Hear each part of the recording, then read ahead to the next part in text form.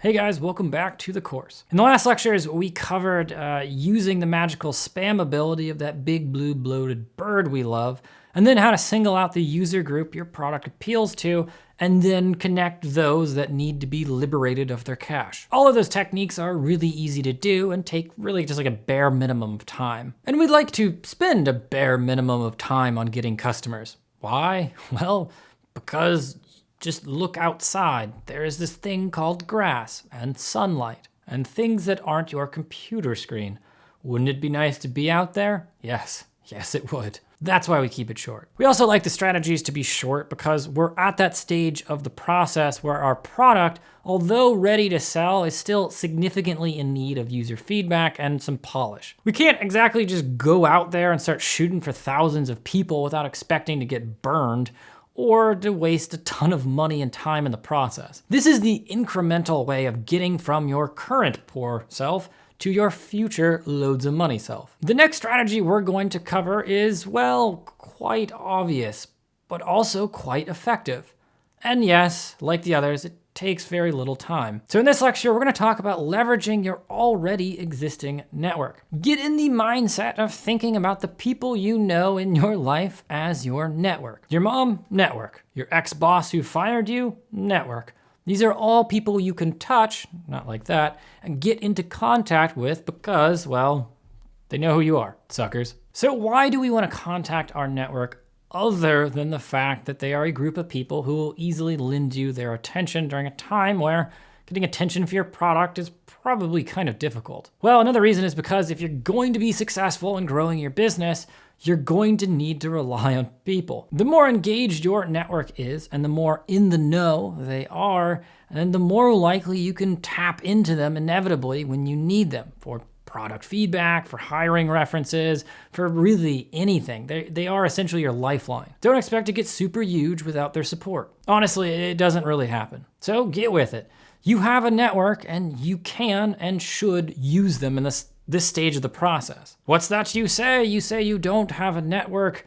Are you a shut-in? Are you one of those mole rat things that grow up blind underneath the earth? Oh my God, so gross. Yes, even Mother Nature's imitation of Steve Buscemi has a network. If you have talked to someone who knows you by name, and you know them by name, and you have each other's email address, well then you have a network. That girl you met on Tinder who wouldn't give you her phone number but insisted on email, she's in your network. Okay, now depending on who you are, you could have anywhere between 30 people or 300 people that you could email right now. Regardless of the size, it's a great start. Now at a bare minimum, we wanna contact at least 10 of these people. And anything below 10 is, well, it's kind of a waste of time. Okay, so if you wanted to go about doing this, contacting your network, do you just open up your email and start blasting things over here and over there like a super soaker? Well, you can probably guess it. No, you do not. There is a process to do this, and that's what we're gonna cover right now. All right, so step number 1.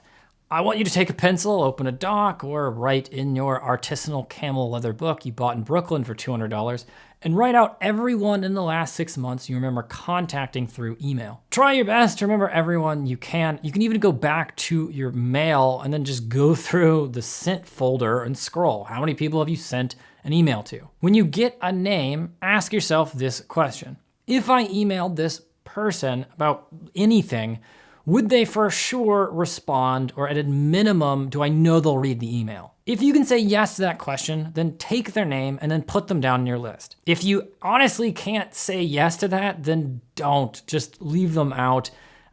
It's not really worth trying this technique with them. Now, step 2, now that you have your list, you wanna do one more pass at collecting people. One common mistake people make is that they email everyone, and I mean everyone.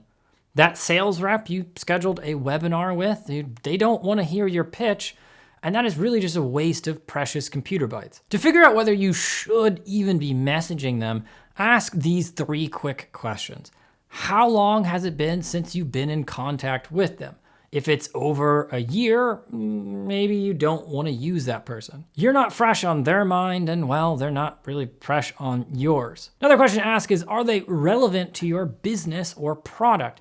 chances are when you created your project, you were trying to solve someone's pain. Wouldn't be a huge coincidence if someone you knew had that pain. So if they have some sort of connection, past or present, to what you're selling, then they could possibly be relevant. And then lastly, are they the type of person that is generally open to helping people? In most cases, people are, but there are specific people out there who just don't. And those people know exactly who they are, like Steve. Or you, Eric. If contact with a person was too long ago, then just scratch them off. And if they're not even relevant in the slightest to what you're trying to do, then also scratch them off. And lastly, are they a mean person? I'll also scratch them off. All right, now we have our pristine list of targets. We got rid of the contacts we would just blow it with anyway, and now we're focusing on the ones that can help us, at least for now. This is, as I know it, the most efficient way of using your network. Okay, so sit back and admire your list, and in the next lecture, we're gonna start spamming that list. I'm kidding, but not really.